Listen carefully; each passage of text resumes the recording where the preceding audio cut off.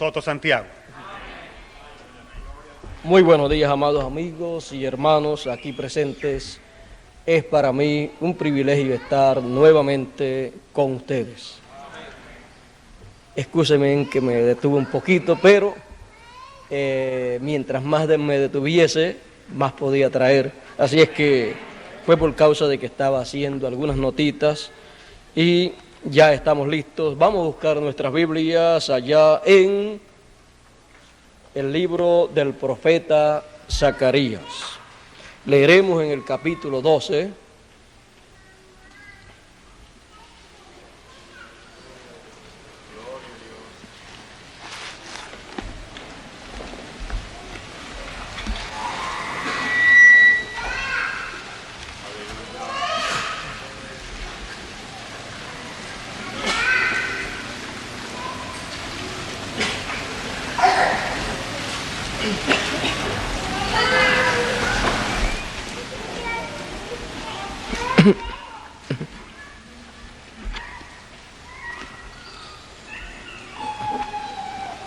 Yo creo que ya todos lo tienen y el que no lo tenga puede escuchar la lectura.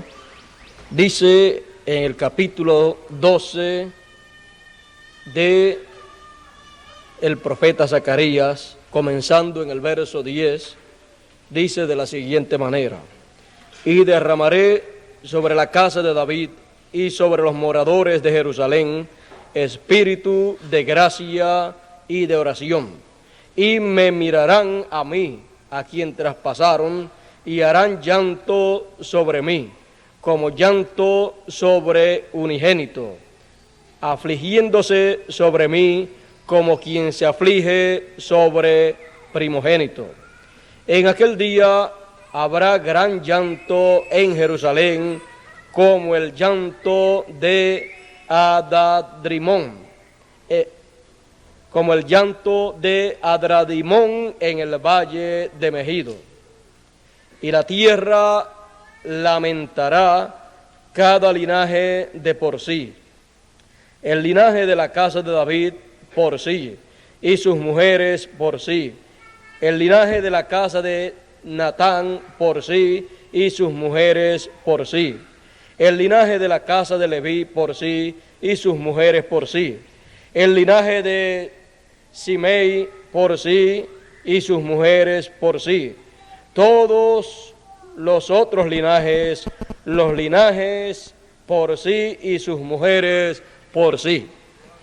Que Dios bendiga su palabra en nuestros corazones. Hablaremos sobre el tema llanto en la casa de David y en Jerusalén. Pueden tomar asiento si tienen la bondad. Llanto en la casa de David y en Jerusalén.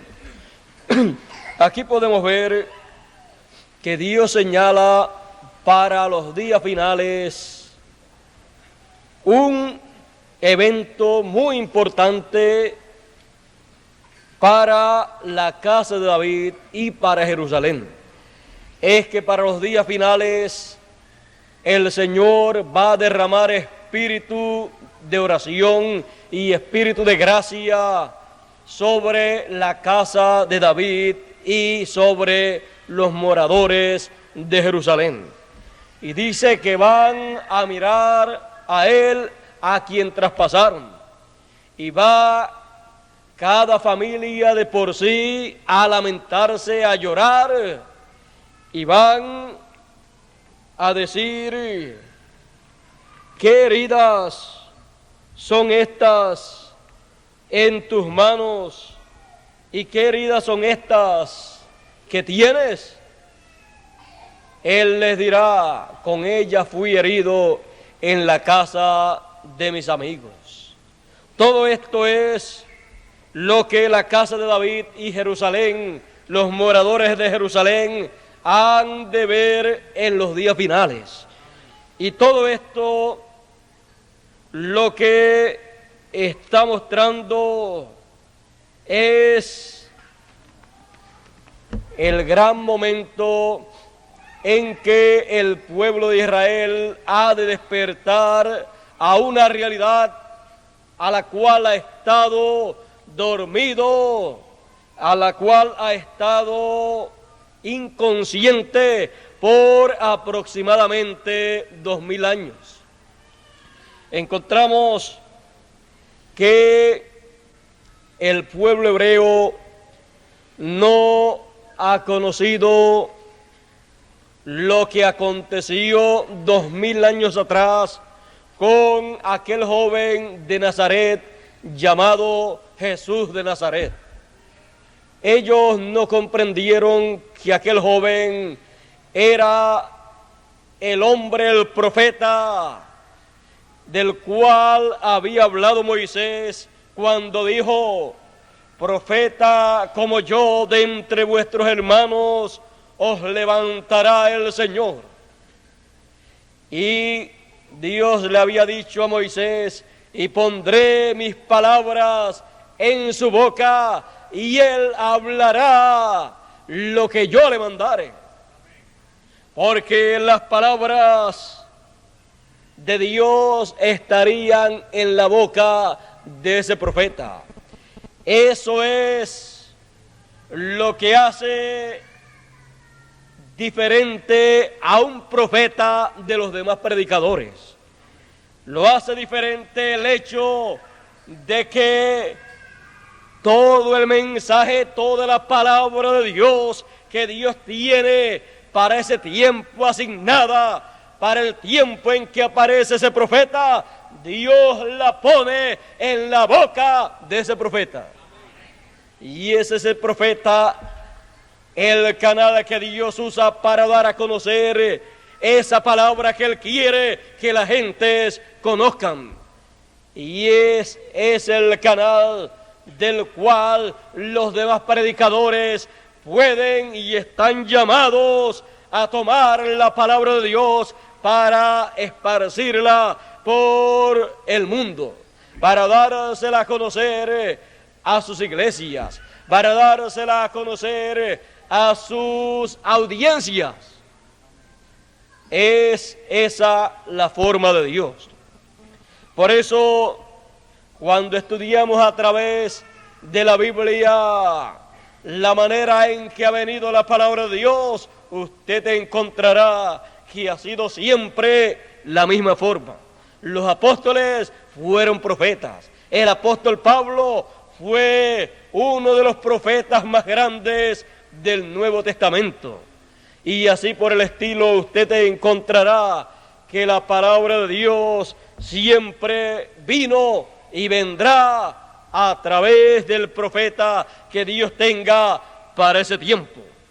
Ahora podemos ver que el pueblo de Israel, cuando vio a Jesús aparecer en la escena hebrea, no vio a Jesús como el profeta que ellos estaban esperando, aunque hizo todas las señales que él tenía que hacer. Él no tenía que hacer más señales de las que le fueron encomendadas, pues él siempre decía: lo que al Padre le agrada, eso es lo que yo hago. Él decía: yo no hago nada de mí mismo, sino lo que yo veo al Padre hacer, eso es lo que yo hago. Lo que Él me muestra que yo haga, eso es lo que yo hago. Por eso Él no podía hacer más señales de las que Él hizo. Y cuando le pedían señales del cielo que Él las hiciera, Él no las hacía, porque Él tenía un sinnúmero de señales asignadas para hacer, y de ahí Él no se salía, porque Él no hacía lo que le agradaba a la gente.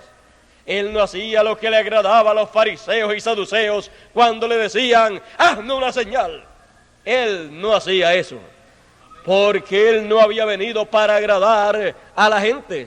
Él no había venido para agradar a los sacerdotes, a los ministros de aquel tiempo. Él no había venido para agradar al sumo sacerdote. Él había venido para agradar al que lo envió, al Padre. y el Padre le mostraba todas las cosas que a él le agradaban que Jesús hiciera. Por lo tanto, Jesús solamente hacía lo que al Padre Celestial le agradaba que su Hijo hiciese. Por eso el Padre Celestial dijo en una ocasión: este es mi Hijo amado, en el cual me complazco morar. En otra ocasión dijo: este es mi Hijo amado, en el cual me complazco morar, a él oíd. Fueron dos ocasiones en las cuales el Padre habló del Hijo. Una cuando Juan lo estuvo bautizando, Juan el Bautista, y otra en el monte de la transfiguración. Dos momentos muy grandes en que Jesús fue identificado como el Hijo amado, en el cual el Padre Celestial se complacía morar. Y encontramos que como el Padre se complacía en el Hijo, y el Hijo se complacía en hacer la voluntad del Padre, el Padre dijo que lo escucharan a Él, que escucharan al Hijo. ¿Por qué? Porque las palabras que estaba hablando el Hijo eran las palabras del Padre.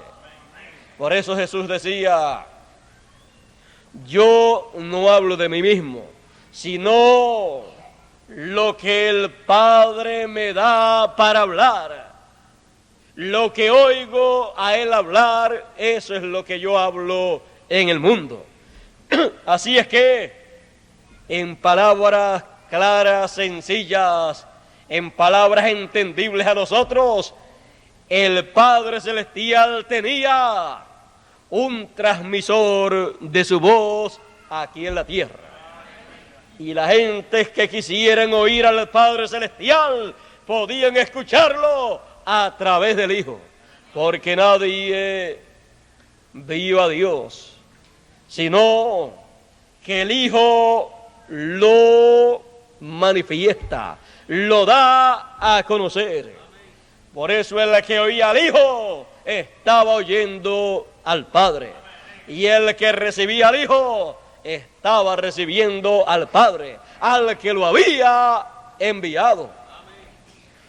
Por eso entonces el pueblo de Israel, si quería escuchar a Dios, tenía que escuchar a Dios a través de Jesús.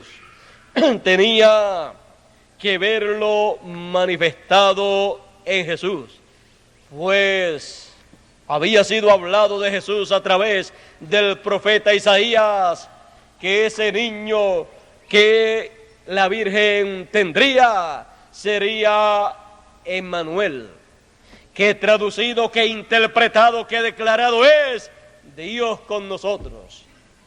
Dios estuvo con los seres humanos en medio del pueblo hebreo 2000 años atrás en un hombre. A través de ese hombre Dios habló. A través de ese hombre Dios se dio a conocer. A través de ese hombre Dios llevó a cabo una obra tan grande que todavía en el siglo XX personas han estado siendo beneficiadas por esa gran obra que Dios llevó a cabo a través de aquel hombre llamado Jesús de Nazaret. Porque aquel no era un hombre cualquiera, aquel era un profeta, y un profeta mayor. Aquel era el profeta de los profetas, aquel era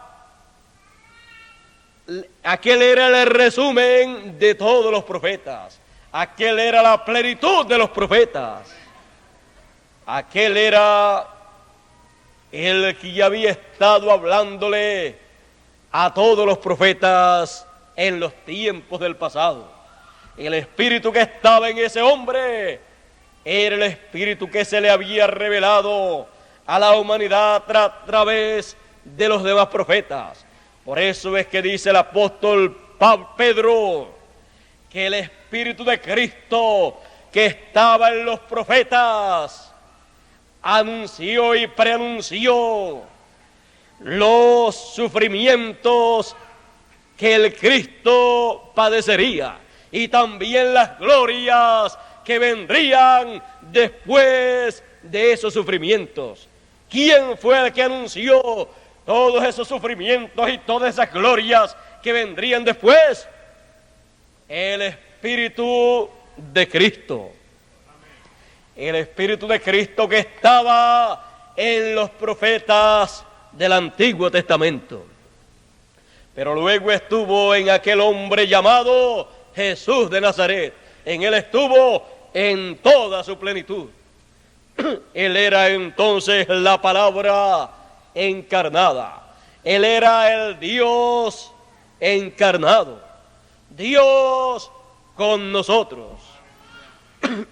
Por eso el pueblo de Israel tenía que ver en ese hombre el cumplimiento de las promesas mesiánicas para aquel tiempo en específico. Porque en el tiempo en que apareció Jesús, en cuanto a su ministerio, cuando fue bautizado, allí estaba comenzando la semana número 70. Y el pueblo de Israel sabía que cuando la semana número 70 comenzase, el Mesías tenía que estar sobre la tierra llevando a cabo un ministerio muy importante, y a la mitad de esa semana el Mesías tenía que morir, y tenía que morir no por sí mismo. O sea, él no se quitaría la vida, sino que se la quitarían a él. Por lo tanto, el pueblo de Israel tenía que estar consciente de que cuando apareció Juan el Bautista predicando, preparando a las gentes y bautizando a las gentes, el pueblo hebreo tenía que estar consciente de que la semana número 70 estaba ya por comenzar y que comenzaría esa semana con la aparición del Mesías. El pueblo hebreo debió de estar consciente de que Juan el Bautista era aquel del cual había hablado el profeta Isaías cuando dijo: la voz de uno que clama en el desierto, aparejate el camino del Señor.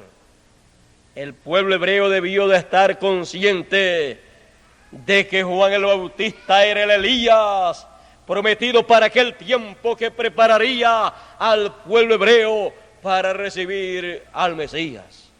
El pueblo hebreo debió de haber estado buscando a Elías y después al Mesías, pero no podría buscar al Mesías y recibir al Mesías a menos que no fuera a través de Elías, porque Elías era el que prepararía el terreno, prepararía el camino, prepararía a las gentes para darle la bienvenida al Mesías. O sea que en palabras más claras, Elías sería la persona, sería el profeta que se presentaría delante del pueblo de Israel para decirles: el tiempo está cumplido, el tiempo ha llegado, arrepiéntanse, prepárense, porque de un momento a otro yo les presentaré al Mesías prometido. Yo les haré esa presentación ante ustedes, por lo tanto, estén preparados. Para estar preparados, arrepiéntanse y bautícense. Yo los estaré bautizando, yo los estaré preparando para que con el corazón lleno de alegría y los brazos abiertos reciban al Mesías cuando yo se los presente a ustedes. Encontramos que el pueblo de Israel, en cuanto al gobierno, en cuanto a lo político, en cuanto a lo religioso, en cuanto a la religión hebrea, que estaba compuesta por los fariseos y saduceos, pero que englobado se llama el judaísmo, ni el aspecto político, ni el gobierno, ni la religión que estaban esperando el Mesías pudieron recibir al precursor, a Elías. Elías, el que habría de venir para preparar el camino al Mesías, cuando apareció, se llamaba Juan el Bautista. Muchas personas quizás podrían decir en nuestro siglo y también en aquel tiempo, bueno, si Dios va a enviar a Elías, pues cuando aparezca tiene que llamarse Elías. Pero es que muchas personas no comprenden que cuando Dios dice, les voy a enviar a Elías, eso se refiere al ministerio de Elías. Se refiere a ese aspecto espiritual, pero no se refiere a la persona como individuo. No se refiere a la persona en sí, sino a el ministerio en sí. Por eso, cuando apareció Elías en aquellos días, se llamaba Juan. Pero Juan era Elías porque vino en virtud y en el espíritu de Elías. Vino con el ministerio de Elías, y ese ministerio de Elías allí estaba siendo manifestado por tercera vez. No era la primera vez que aparecía ese ministerio sobre la tierra. Ya había estado anteriormente manifestado en el Elías original, en el primer Elías, que se llamaba Elías. Y por eso, cada vez que ese mismo ministerio se manifiesta, se le llama el ministerio de Elías, porque el primero en donde estuvo manifestado en esa forma fue en el profeta Elías. Luego de estar manifestado ese ministerio de Dios en el profeta Elías, ese ministerio volvió a manifestarse por segunda vez en Eliseo.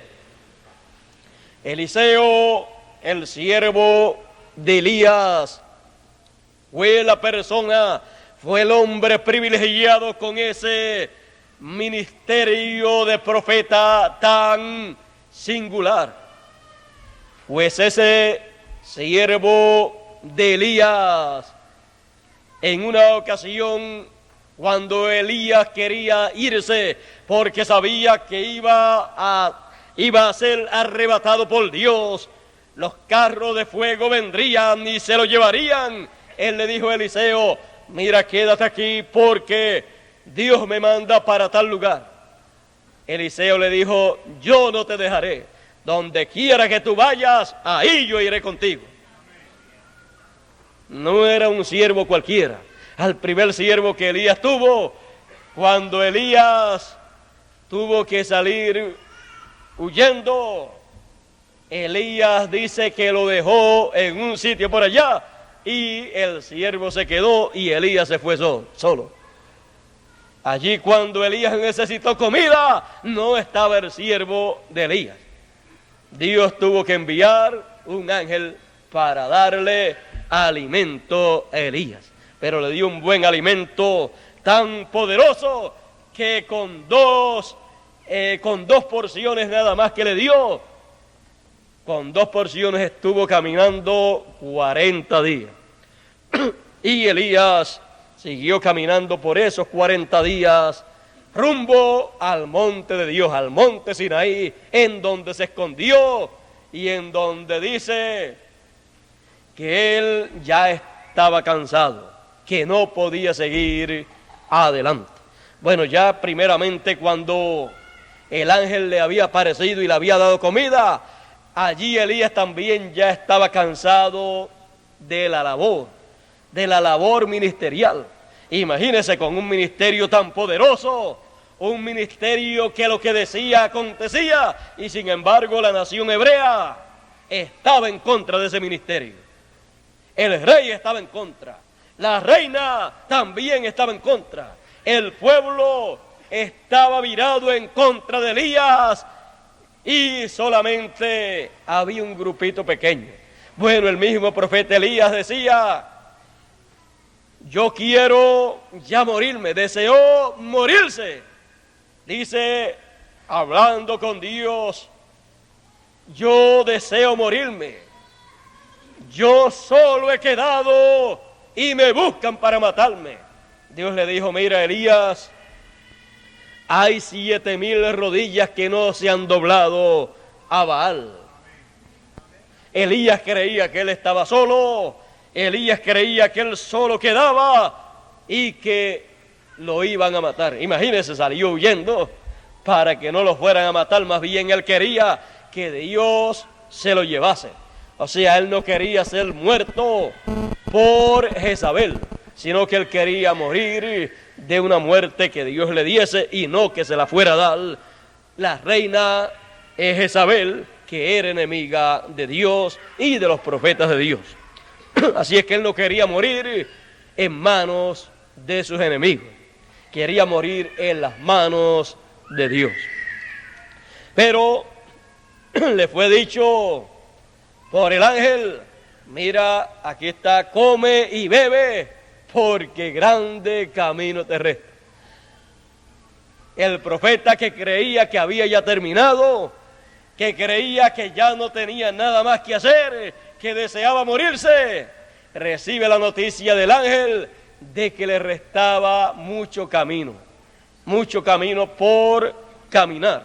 En lo literal y en lo espiritual tenía un camino por caminar muy, pero que muy importante. Tenía que ungir unas cuantas personas que iban a llevar a cabo una labor.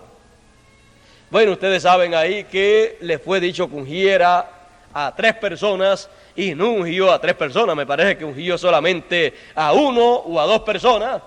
Me parece que ungió solamente a 1, a Elías, a Eliseo. Y Dios le había dicho que tenía que ungir a Eliseo, a 2 personas más, uno de Siria y otro del pueblo de Israel, y solamente ungió a 1 persona. Pero Elías tenía que ungir esas otras personas. ¿Cómo lo iba a hacer? Eso era asunto de Dios y del profeta de Dios. Ahora, cuando ungió Elías a Eliseo, ahí él estaba ungiendo a todos los demás, porque eso vendría en cadena y el espíritu de Elías habría de pasar a Eliseo. ¿Cómo pasaría? Pues en una forma sencilla. Cuando Elías se quería ir porque sabía que Dios lo iba a arrebatar, entonces le decía a Eliseo: mira, quédate aquí porque yo tengo que ir para tal lugar que Dios me envía allá. Eliseo le decía: yo no te dejaré, así es que vamos para allá. Lo que tú necesites, dime lo que necesitas, pero no me mande a hacer mandados muy lejos, porque yo sé que tú te vas a ir. Así es que yo estaré contigo y yo sé que estos son tus últimos días aquí, así es que yo iré a donde tú vayas. Bueno, vamos entonces a pasar a tal lugar. Pasaban a tal lugar y Dios no se lo llevaba, hacían todo lo que tenían que hacer, hablaban la palabra de Dios y seguían adelante, y Dios lo mandaba a otro lugar. Y ahí Elías le decía: mira, quédate acá, que acá tú estás seguro, con los hijos de los profetas, con esta gente tú estás aquí bien, yo voy a tal lugar. Eliseo le decía: no, yo iré contigo. Era una pareja inseparable. Bueno, a Eliseo le gustaba andar en pareja, pero con un profeta. Así es que Eliseo estaba muy entusiasmado en esos últimos momentos de la vida de Elías.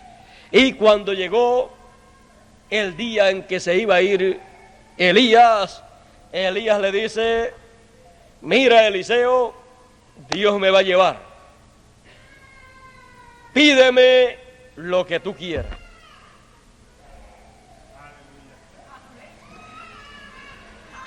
Eliseo dice, bueno, eso era lo que yo estaba esperando. Yo estaba calladito, no había pedido nunca nada. Al profeta no le había pedido nada a Elías, pero aquí él me dice que yo pida lo que yo quiera. Así es que yo tengo en mi corazón una petición. Así es que Eliseo, bueno, se iba a quedar solo, pero él no quería quedarse solo. Él sabía que el cuerpo de Elías se iba a ir, pero él quería que Elías se quedase. Y había una sola forma para que Elías se quedase. Eliseo dijo, sí, yo te voy a hacer una petición. Y yo sé que va a ser concedida porque tú me has dicho que te pida lo que quiera, que va a ser concedido. Yo deseo una doble porción de tu espíritu, del espíritu que esté en ti, de ese espíritu ministerial. Yo deseo una doble porción. En palabras más claras, Elías, tu ministerio ha sido muy útil. Yo aprecio mucho ese ministerio y ese ministerio realmente hace falta aquí en Israel. Y aunque tú te vas, yo no deseo que ese ministerio se vaya. Y aunque tú te vas, yo quiero que Elías se quede conmigo. Yo quiero que ese espíritu que está en ti venga a mí en una doble porción. Él estaba hablando del espíritu ministerial, de ese ministerio de Elías, que viniera a Eliseo en una doble porción. Así es que de seguro Eliseo había visto un sinnúmero de problemas que había tenido Elías, había visto un sinnúmero de cosas en ese ministerio, y él dijo, yo, teniendo una doble porción de ese espíritu, yo enfrentaré todos esos problemas que le vinieron a Elías. Así es que él quiso una doble porción y Elías le dijo, cosa difícil has pedido. Mire, era fácil para Elías darle riquezas, porque si lo hablaba, vendrían esas riquezas.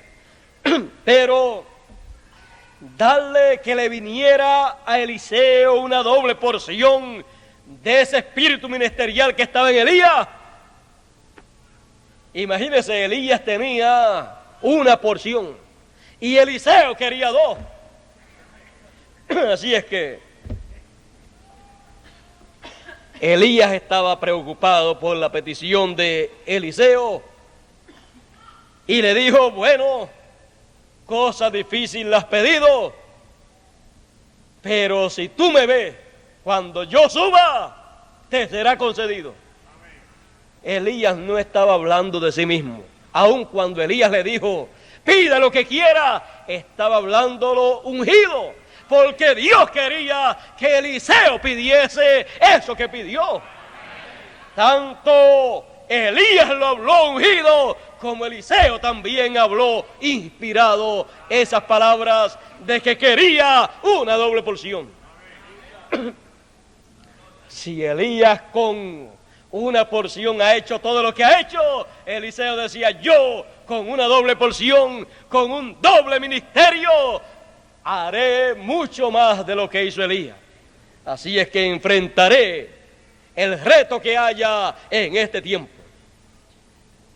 Cuando Elías fue arrebatado al cielo por un carro de fuego enviado por Dios, Eliseo estaba allí.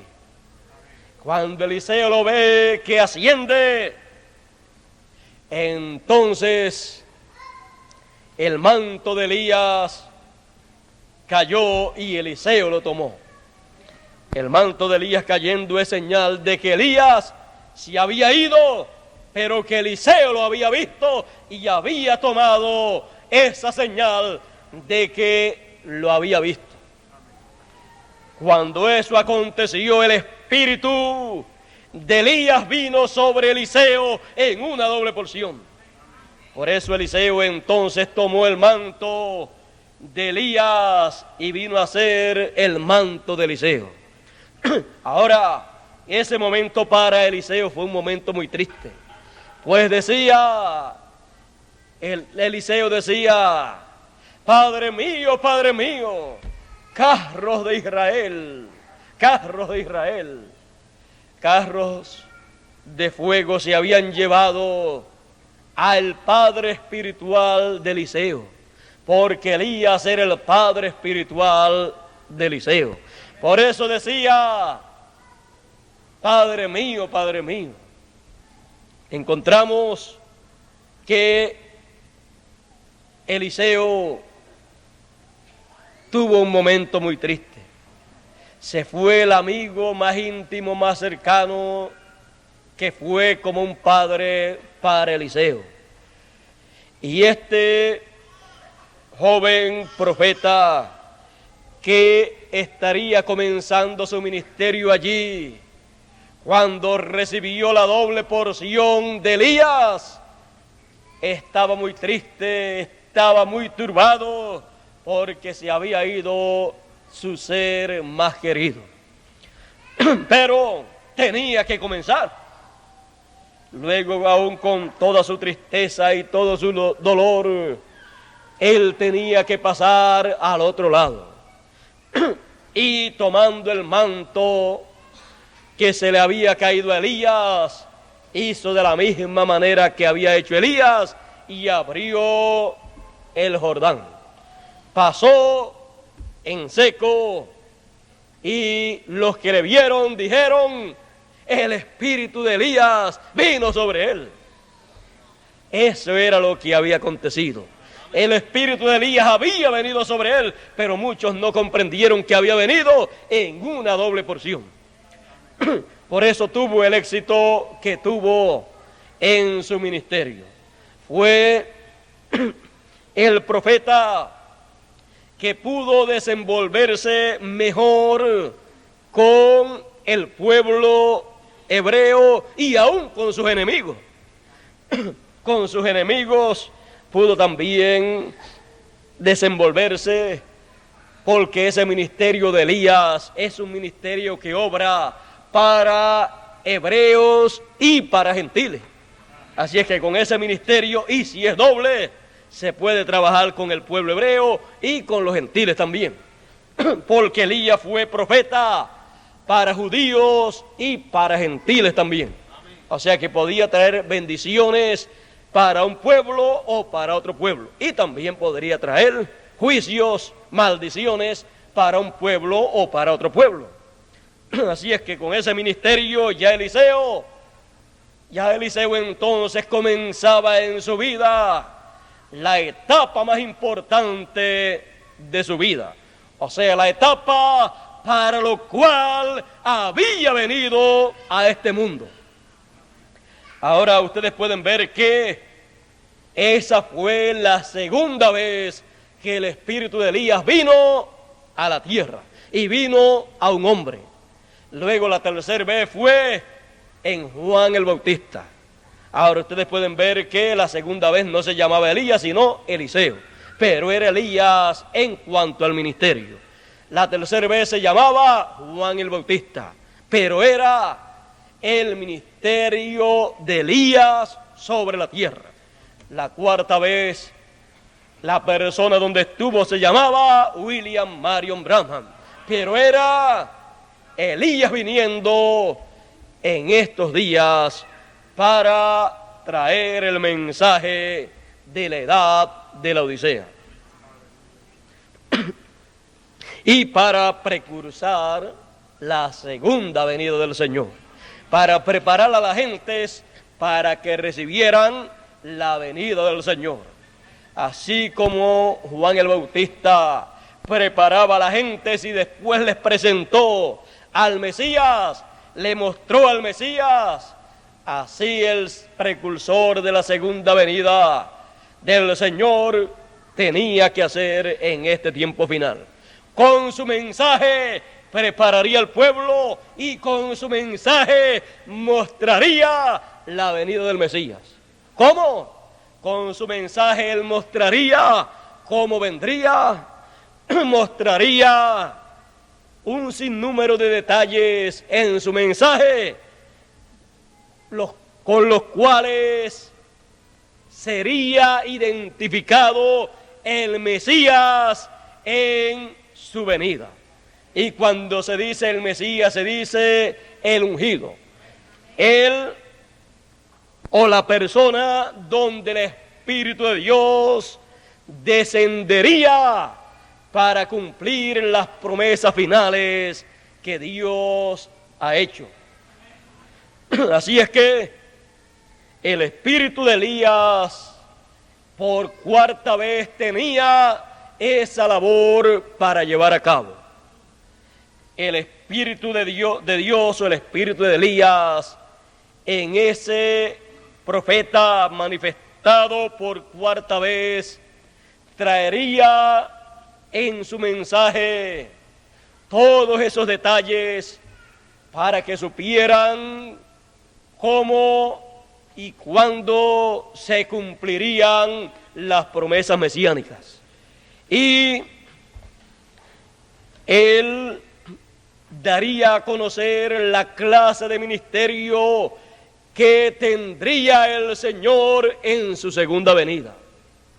Mostraría que él no vendría como cordero, sino como el león de la tribu de Judá. Ahora Juan el Bautista, cuando lo presentó, no dijo, he aquí el león de la tribu de Judá. Dijo, he aquí el Cordero de Dios, porque en la primera venida del Señor, él estaría como Cordero de Dios para llevar a cabo el gran sacrificio que fue mostrado allá en el Antiguo Testamento, en las solemnidades que Dios le dio para guardar al pueblo hebreo. Una de esas fiestas era la Pascua, y Jesús era la Pascua. Por eso él, cuando fue presentado por Juan el Bautista, fue presentado como el Cordero de Dios, como el Cordero Pascual.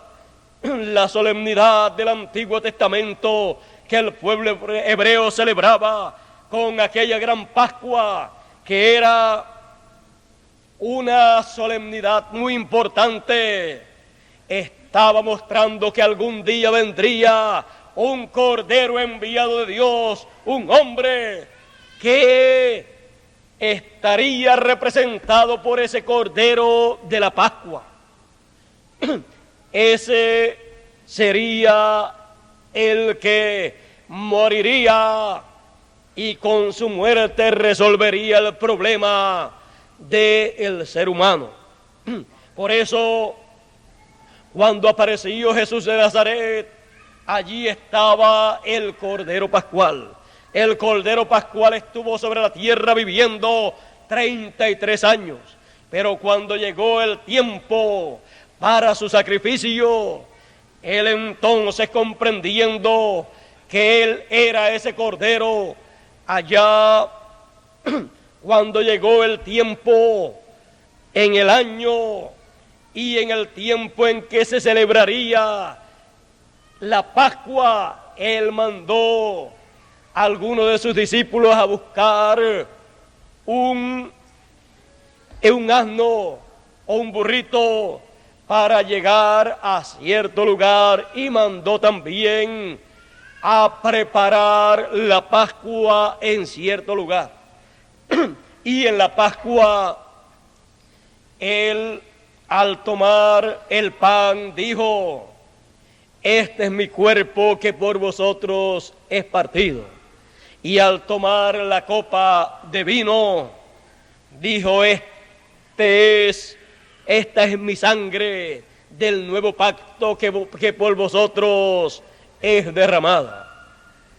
Así es que él comprendió que todo aquello que se hacía en la Pascua estaba representándolo a él y que él era la realidad de aquellos símbolos. Muchas personas son personas que les gustan mucho los símbolos, pero los símbolos son muy buenos hasta que llega aquello que esos símbolos están mostrando. Cuando los símbolos se convierten en realidad, cuando los símbolos se materializan, entonces es tiempo de unir el símbolo con la realidad y tomar la realidad. Así es que Jesús era la realidad de los símbolos mesiánicos de la primera venida. Jesús era la realidad de la Pascua. Por eso Él tomó la Pascua y en aquellos mismos días, algunos días después, murió Él como la Pascua, siendo el Cordero de Dios. Eso estaba en las solemnidades del Antiguo Testamento, de las fiestas que Dios le dio al pueblo de Israel para guardar. Así es que la gente en aquel tiempo en que apareció Jesús no se dieron cuenta que la Pascua que ellos celebraban estaría en medio de ellos materializándose para cumplir un propósito, y que para esa Pascua Dios tendría un cordero enviado del cielo. Así es que Dios llevó a cabo esa Pascua que estaba siendo simbolizada por la Pascua del Antiguo Testamento. Luego de eso, usted tiene que comprender entonces que todas estas fiestas del Antiguo Testamento que fueron ordenadas al pueblo hebreo, esas fiestas que fueron ordenadas para el pueblo hebreo practicar en cierto tiempo de la historia de la raza humana, esas fiestas, esos símbolos se convierten en una realidad en el plan de Dios. Luego vemos otra fiesta, otras solemnidades. Por ejemplo, vemos cuando es mecida la gavilla y son tomados los primeros frutos, y esa gavilla es mecida delante del Señor. Y luego de eso, en la cosecha, al finalizarse la cosecha, entonces eso se celebra otra fiesta, y eso ocurre a los 49 días, después de 49 días de haber mecido la gavilla de los primeros frutos.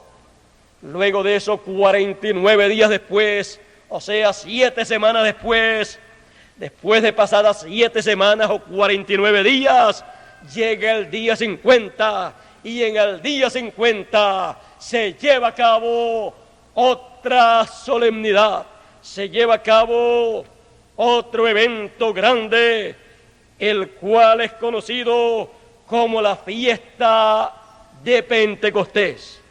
Encontramos que 50 significa Pentecostés. Así es que en ese día se celebraba un evento muy grande en donde se ofrecía, en ese día 50, se ofrecía delante de Dios una ofrenda, se ofrecía delante de Dios todo eso que Él había dicho. Dice que ofreceréis nuevo presente a Jehová. Se ofrecería nuevo presente a Dios. Así es que podemos ver eso ahí en la palabra. Y vemos que se hacían un sinnúmero de sacrificios en ese día. Era 50 días después de haberse ofrecido la ofrenda de las gavillas, o sea que es la ofrenda de los primeros frutos. Se había ya mecido la gavilla y después, 49 días después, el día 50, se ofrecía un nuevo presente a Dios. Ahora todo eso se hacía al pie de la letra en el pueblo hebreo, año tras año. Pero un día esos simbolismos, esas solemnidades vinieron a convertirse en una realidad en el plan de Dios, en la obra que Dios estaría llevando a cabo. Y como todo lo que Dios va a llevar a cabo, Él ya lo ha mostrado en símbolos, en tipos y figuras. Ahí estaban ya en las fiestas del pueblo hebreo. Ahora, luego de la Pascua, luego del Señor haberse ofrecido como el Cordero de Dios, en la Pascua de Dios, en el plan de Dios, en la obra de Dios, que fue representada esa obra como la Pascua y tipificada en la Pascua del pueblo hebreo. Luego de eso se ofreció la gavilla mecida. Ese fue el Señor, esa gavilla mecida. Luego de eso, 50 días después, cuando se cumplieron los días de Pentecostés, cuando 49 años después o 7 semanas después, entonces apareció el día 50. Y el día 50 era el día de Pentecostés. Ese día de Pentecostés y esas 7 semanas vinieron a hacerse una realidad en aquel lapso de tiempo desde que fue ofrecida la gavilla mecida, que fue el Señor Jesucristo, hasta el día de Pentecostés. El día de Pentecostés dice que del cielo vino un viento recio y entró a la casa donde estaban 120 reunidos, 120 discípulos del Señor, y fueron llenos del Espíritu Santo. Allí estaba Dios en su plan, en su programa, llevando a cabo la fiesta de Pentecostés. El pueblo hebreo la llevaba a cabo en sus símbolos, pero ahora Dios la está materializando, la está haciendo una realidad para el beneficio de las gentes que estaban allí y de los que recibirían bendiciones de ese evento que estaba Dios llevando a cabo. Ahora vemos que el día de Pentecostés y lo que aconteció allí ya estaba simbolizado en la fiesta del día 50 que llevaba a cabo el pueblo hebreo. Así es que vemos que esas fiestas del pueblo hebreo allá en el Antiguo Testamento no están ahí para lujos, no están ahí tampoco para que el uso o el significado de esas fiestas sea solamente la práctica que le da el pueblo hebreo. No, esas fiestas están ahí mostrando que en el programa de Dios, para cada tiempo, Dios tendrá para llevar a cabo lo que Él muestra en esas fiestas del Antiguo Testamento. Ahora ya vimos la Pascua en el Antiguo Testamento y cómo Dios la hizo en su plan. Vimos también Dios la había tipificado allá cuando el pueblo de Israel salió de Egipto. Todo eso estaba hablando de lo que el Señor Jesucristo habría de hacer. Luego, la gavilla mecida estaba hablando de Jesucristo, que fue la gavilla que fue mecida y presentada delante de Dios como primer fruto. Luego, lo que aconteció el día de Pentecostés, que fueron llenos del Espíritu, eso había sido mostrado en la fiesta de Pentecostés del pueblo hebreo, que practicaba año tras año, el día 50, contando las 7 semanas luego de ofrecerse la gavilla mecida. Ahora vean ustedes que es más glorioso cuando Dios cumple eso que Él ha simbolizado en esas fiestas del Antiguo Testamento, que practicar esas fiestas en símbolo. Ahora usted me pregunta, ¿y queda acaso alguna otra fiesta o otras fiestas del Antiguo Testamento que todavía no se hayan materializado? Quedan todavía algunas que no se han materializado, que se van a materializar. Y de una de ellas fue que yo le leí al comienzo. Cuando le leí eso que dice Zacarías, que la casa de David y Jerusalén llorarán y mirarán y verán al que ellos traspasaron. Cuando eso se cumpla para Israel, cuando Israel vea eso, cuando Israel esté pasando por esa etapa, cuando Israel esté pasando por esa etapa, se estará cumpliendo en medio del pueblo de Israel la fiesta o la solemnidad o el simbolismo que fue mostrado con el día de la expiación. Quiero leerles lo que dice Levíticos 23, verso 26 en adelante, y lee de la siguiente manera: y habló Jehová a Moisés. Así es que no son palabras de hombre, sino la palabra de Dios. Y habló Jehová a Moisés diciendo: empero a los 10 de este mes séptimo será el día de las expiaciones. Tendréis santa convocación y afligiréis vuestras almas y ofreceréis ofrenda encendida a Jehová.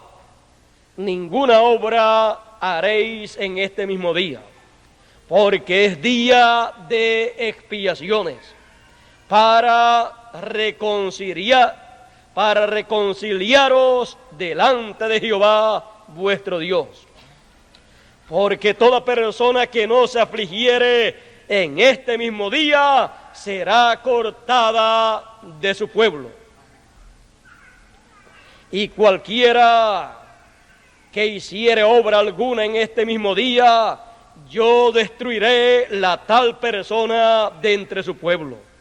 Ninguna obra haréis. Estatuto perpetuo es por vuestras edades en vuestras habitaciones. Sábado de reposo será a vosotros, y afligiréis vuestras almas, comenzando a los 9 del mes en la tarde. De tarde a tarde holgaréis vuestro sábado.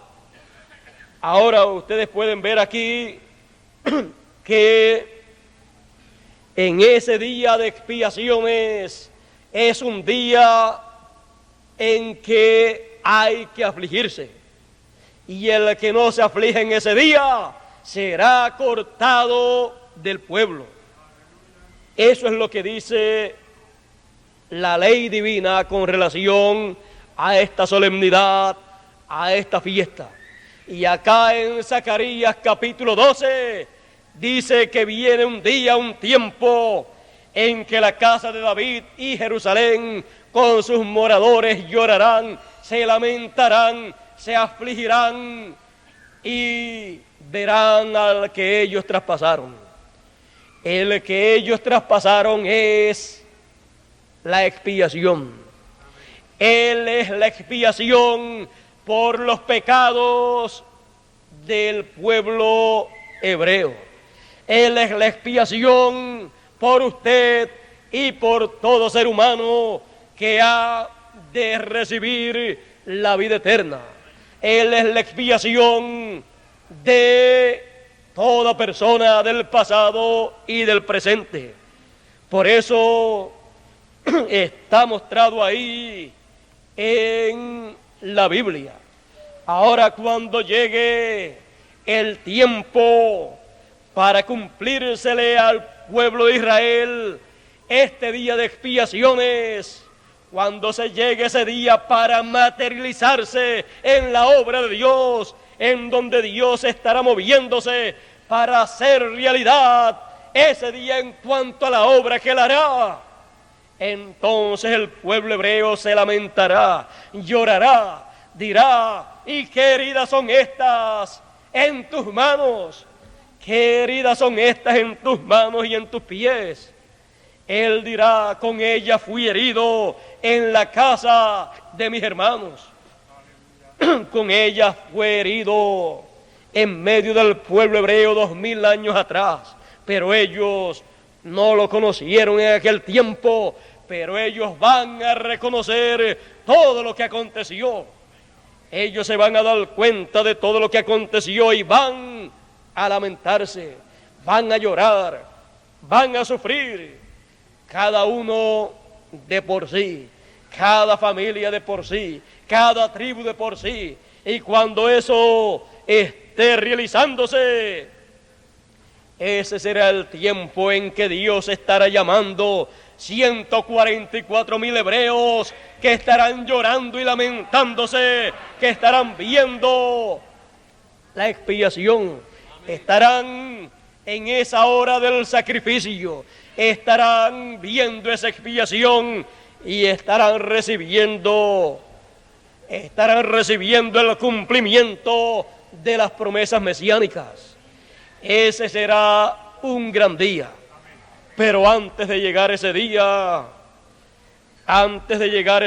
tenemos que comprender que hay un momento muy importante que precede a ese día. ¿Saben lo que es? Unos versos anteriores a lo que leímos, dice en el capítulo 23 de Levíticos, verso 23 en adelante, dice: y habló Jehová a Moisés diciendo: habla a los hijos de Israel y diles: en el mes séptimo, al primero del mes tendréis sábado.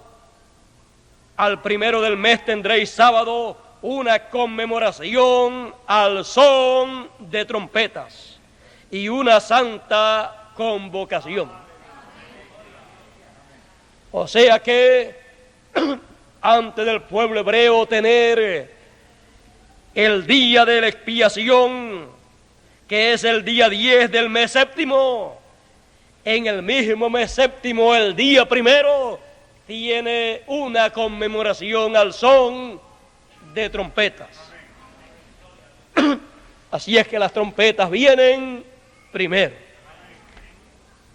O sea que todo eso está relacionado con el pueblo de Israel. Ellos tendrán la fiesta de las trompetas materializadas.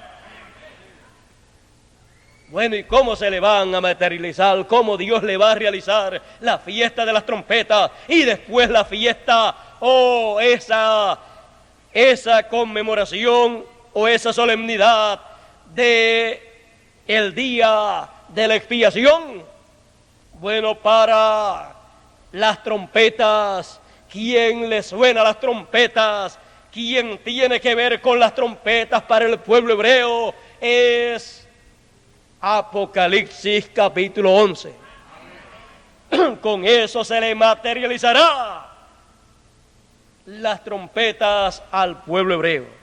Dios en su plan llevará a cabo, realizará lo que fue simbolizado en la conmemoración al son de las trompetas. Así es que veremos a ver cómo camina y cómo se regocija el pueblo de Israel al son de las trompetas.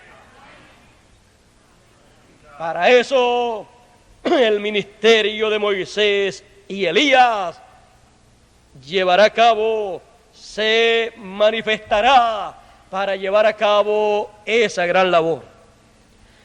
Y luego, con el son de las trompetas, ahí por ahí más adelante, ellos verán la expiación. Ellos tendrán realizado, se les realizará ese simbolismo del Antiguo Testamento. Y se lamentarán, llorarán, porque habrá llanto en la casa de David y en Jerusalén, en los moradores de Jerusalén. El pueblo hebreo tiene grandes promesas divinas, grandes promesas mesiánicas. El pueblo hebreo es el pueblo que como nación tiene las grandes promesas de Dios. Es el único pueblo con el cual Dios ha tratado como nación. En cuanto a los gentiles, Dios trata con los gentiles como individuos y con individuos de entre los gentiles. Pero con el pueblo hebreo, Él trata como nación. Por eso, todas estas cosas que le han de venir al pueblo hebreo serán cosas que estarán en el plan divino. Por eso es que ya en Apocalipsis capítulo 7 el ángel dice a los cuatro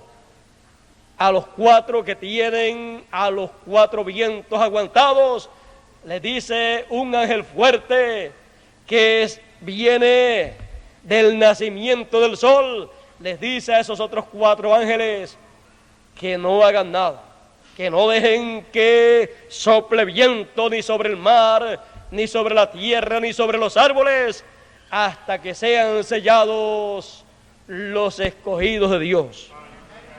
Hasta que sean sellados los 144,000 hebreos, 12,000 de cada tribu. Ahí en Apocalipsis 7 dice el número, y aún también en Apocalipsis capítulo 14, cuando ya ha sido todo el trabajo hecho. Vean ustedes que dice que Apocalipsis capítulo 7, que no sople viento sobre el mar, ni sobre la tierra, ni sobre los árboles, hasta que sean sellados en sus frentes los escogidos, los señalados del Señor.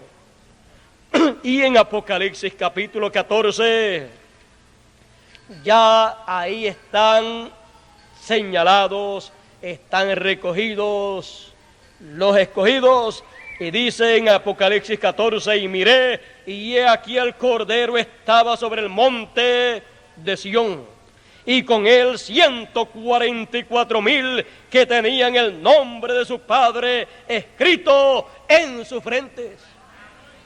Ya aquí en Apocalipsis 14 ya fueron sellados, están sellados, tienen el nombre del Padre Celestial en sus frentes. Tienen la revelación divina del nombre eterno de Dios, lo tienen en sus mentes, lo tienen en sus mentes y en sus corazones. Porque cuando dice en su frente se refiere a la mente. Así es que tienen la revelación del nombre eterno de Dios y están con el Cordero en el monte de Sión. Así es que ya vieron la expiación, ya lloraron, ya se lamentaron y son colocados ahí en el monte de Sión. ¿Para qué? Para que sean los eunucos del rey y la reina. Ahora, no solamente ellos aparecen en el capítulo 7 y después el 14, sino que en el capítulo 7 también aparece una multitud que nadie podía contar. ¿Y saben una cosa? Dice que son de todo pueblo, nación, lengua. Esos son gentiles y esos son personas que conforme a como dice ahí saldrán de la gran tribulación. Por eso cuando se le preguntó a Juan sobre ellos, le preguntaron ¿quiénes son estos? Él dijo, tú lo sabes. Le fue dicho, estos son los que han venido de grande tribulación. O sea que no solamente los 144,000 van a recibir la palabra, sino que habrá una multitud que nadie podrá contar.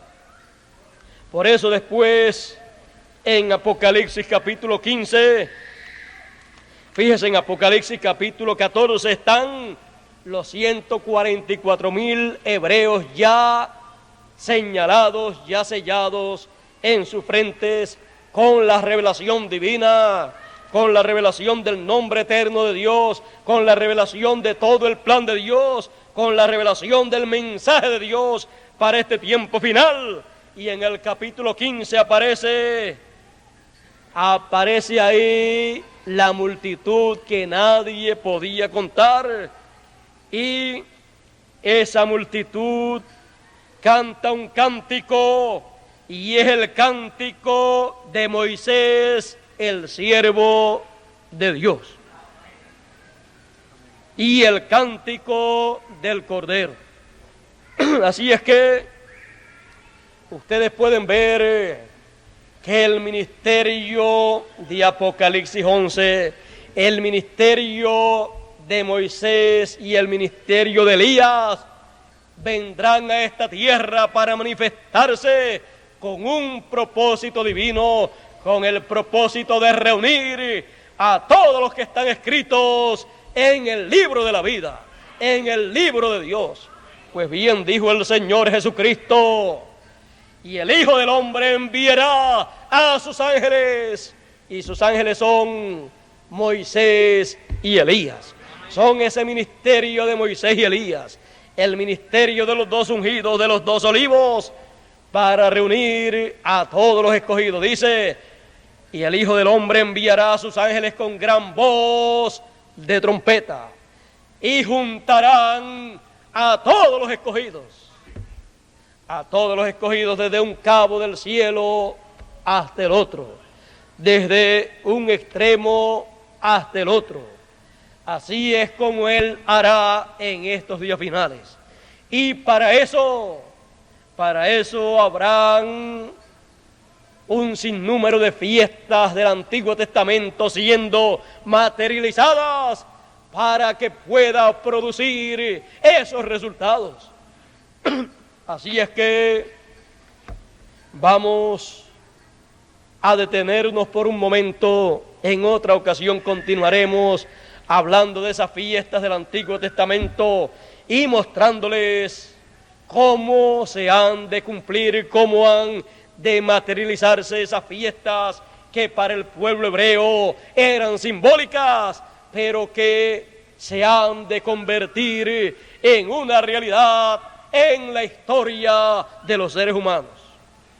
Pero por hoy es bueno que estemos conscientes de nuestro tema: llanto en la casa de David y en Jerusalén. Dios les bendiga, Dios les guarde, y en otra ocasión hablaremos sobre la fiesta de los tabernáculos o cabañas y sobre el año del jubileo.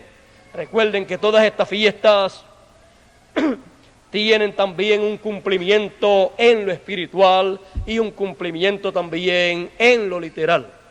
Así es que todo eso lo estaremos examinando con detenimiento también en otras ocasiones. Dios les bendiga, Dios les guarde, y no olviden que habrá llanto en la casa de David y en Jerusalén. Dios les bendiga, Dios les guarde, y dejo con ustedes a nuestra